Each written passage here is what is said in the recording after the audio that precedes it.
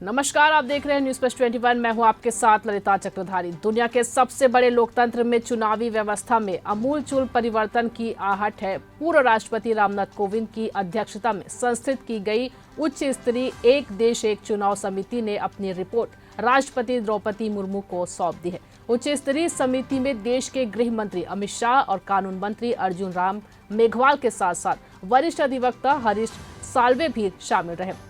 जो जानकारी अब सामने आ रही है उसके अनुसार समिति ने 2024 के बाद साझा रूप में संसदीय, राज्य और नगरीय निकाय कराने की अनुशंसा की है।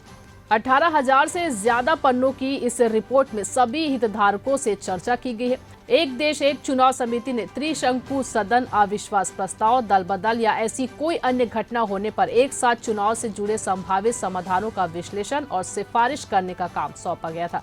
समिति ने प्रयास कर राष्ट्रीय, राज्य, नागरिक निकाय और पंचायत चुनावों के लिए वैध मतदाताओं के लिए एक एकल मतदाता सूची और पहचान पत्र को लेकर भी समाधान के बारे में बात की है।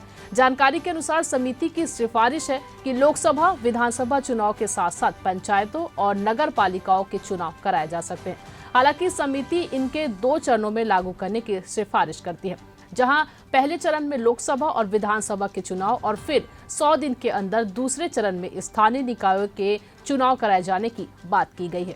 ये खबर लिखी थी आपके लिए हमारे साथी दुर्गेश कुमार दुबे ने। लगातार खबरों से अपडेट रहने के लिए देखते रहिए न्यूज प्लस 21, आपके हक की बात।